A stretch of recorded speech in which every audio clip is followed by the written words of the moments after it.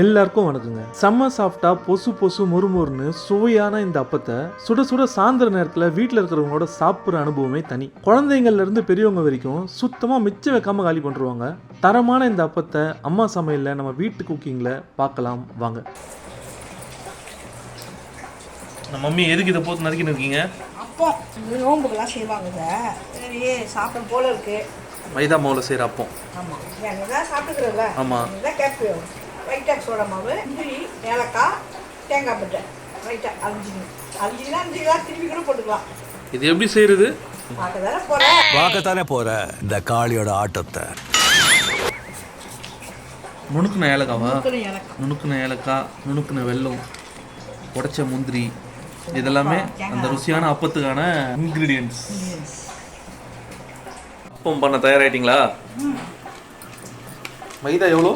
மைதா வந்து 200 gram மைதாவா? 200 gram மைதா வந்து ரவை.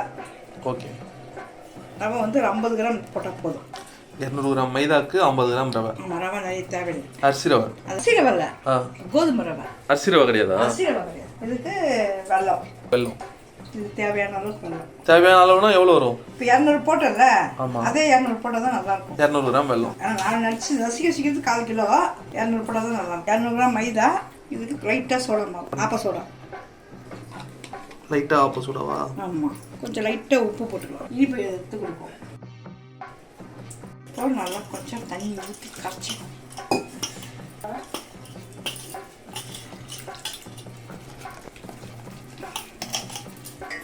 கேரளா ஸ்பெஷல் கலத்தப்போன்றாங்களே அந்த மாதிரி. வாழைப்பழம்லாம் போடுவாங்கல்ல? ஆமாம், வாழைப்பழம்லாம் போடல. வாழைப்பழம்லாம் போடாம பண்ணிருக்கீங்க. இந்த ஏலக்காய் தூள் பண்ண நுணுக்குன ஏலக்காய். நுணுக்குன ஏலக்காய், உடைச்ச முந்திரி, கட் பண்ண தேங்காய். இது வந்து இப்போ தண்ணியெல்லாம் கரைக்க கூடாது, கொஞ்சம் கட்டியாகவே இருக்கும். அப்போதான் அந்த பதம் வரும். பதம் வரும். சரி, ஏசுநாதர் அப்பத்தை பிரித்து கொடுத்தாருனாங்களே, இந்த அப்பம் தானே அது? அது தெரியலையே. இந்த பதத்துக்கு தான் போதும். இந்த பதம், இந்த பதத்துக்கு வரணும். ஆமாம். அப்பத்துக்கு தேவையான முந்திரி, ஏலக்காய், தேங்காய்லாம் போட்ட மாவு தயார். இது எப்பெல்லாம் நம்ம வீட்டில் செய்வீங்க நீங்கள்? ஒரு பொழுது நாளில் இருப்போம்ல. ஆமாம், அப்போ உப்பு போட மாட்டோம். இந்த நோன்புக்கெல்லாம் கண்டிப்பாக அது செய்வோம். செய்யும் இதெல்லாம் செய்யறோம்ல, அப்போ இந்த அப்பமும் கூட செய்வோம்.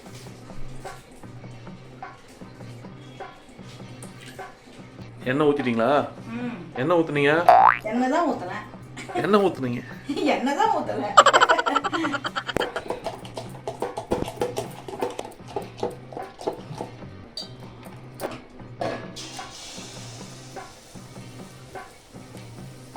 அதே மேலே எழும்பி வரும். அப்படியா?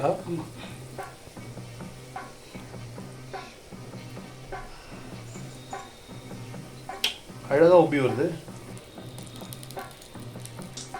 பானிபூரி மாதிரி உப்பிட்டு இருக்குதேம்மா. எண்ணெயில் போட்ட பொருள் இதயம் துடிக்கிற மாதிரி துடிக்குது. ஆனால் இது இதயத்துக்கு நல்லது இல்லை.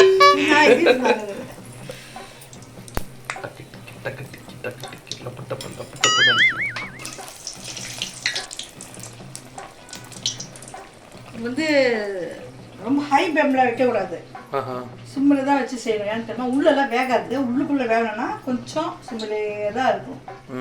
அப்போ தான் கொஞ்சம் நல்லா உள்ளுக்கு வேகும்.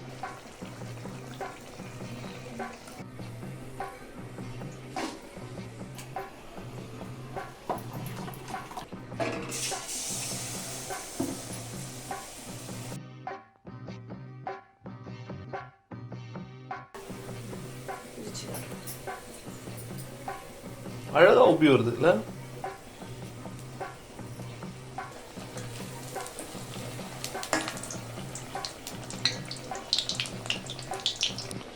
இது வந்து சின்ன பசங்களுக்கு ஃபேவரட்டா இருக்கும்ல? பசங்க அப்போனா பசங்க நல்லா சாப்பிடும். இனிப்பு வரல. ஆமா, அந்த தேங்காய், அந்த முந்திரிலாம் போடுறோம்.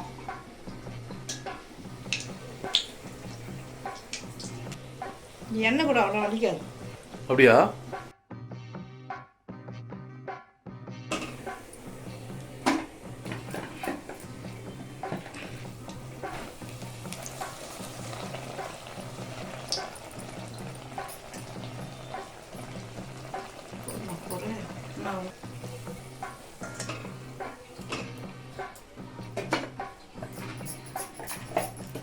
அப்பா அப்பா சாப்பிட தயாராக எங்கள் அப்பா செய்யறதே இப்போ தான் தெரியும் எனக்கு. அப்படியா? சர்ப்ரைஸாக உங்களுக்கு ஃப்ரைட் ரைஸ் கொடுக்கலான்னு பார்த்துக்கிறாங்க உங்களுக்கு. எப்படி அப்பாவுக்கு பிடிச்ச அப்பா ஒன்று போட்டுடலாமா? நீங்கள் ஸ்வீட் ஐட்டமே அந்த அளவு சாப்பிட மாட்டீங்களா? ஆமாம். ஓரெல்லாம் வந்து கிறிஸ்மஸாக இருக்கும். ரவை போடுறோம்ல, கோதுமை ரவை. ஆமாம். அதனால வந்து அதுதான் ஓரெல்லாம் கிறிஸ்பாக இருக்கும். இந்த மாதிரி நான் செஞ்ச குழந்தைங்க நல்லா சாப்பிடும். ஓட்டை வடைலாம் சாப்பிடுவியா? நடுவில்லாம் வந்து சாஃப்டாக இருக்கும். இந்த சைடெல்லாம் இதுவாக இருக்கும். சொல்லும் போதே உங்கள் நாக்கு பயங்கரமாக ஊறுது.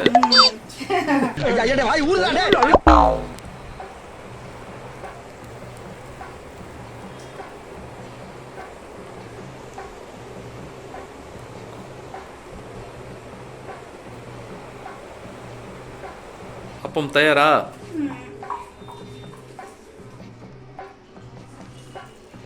கரக்கரா மொறுமொறு சவுண்ட் இங்கே தெரியுது. நல்லாயிருக்கும். நீங்கள் சொன்ன மாதிரி சின்ன பசங்களாம் விரும்பி சாப்பிடுவாங்க. ஆமாம். இதில் அந்த முந்திரிலாம் ஒரு போடல, முந்திரி தேங்காய். ஆமாம்.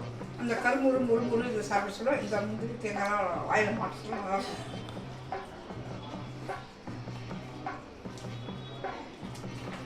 ஒரு ஸ்வீட் இல்லை, லிமிட்டாக நல்லா மறக்காமல் உங்கள் வீட்டில் ட்ரை பண்ணி பாருங்கள். உங்கள் குழந்தையோட நல்லா சாப்பிடுவாங்க. இது ஏற்கனவே உங்கள் வீட்டில் செஞ்சால் இதோட டேஸ்ட் எப்படி இருக்குது கமெண்ட்டில் போடுங்க. மறக்காமல் இந்த சப்ளைட்ஸ் எனக்கு சரியாக வரல, அதை நீங்கள் பண்ணிவிடுங்க. அவ்வளோதாங்க. ஏற்கனவே இதை செஞ்சவங்க இதோட டேஸ்ட் எப்படி இருந்ததுன்னு மறக்காமல் கமெண்ட்ஸில் போடுங்க. வீட்டு குக்கிங்கோட இன்னொரு சுவையான வீடியோவில் சந்திப்போம். நன்றி.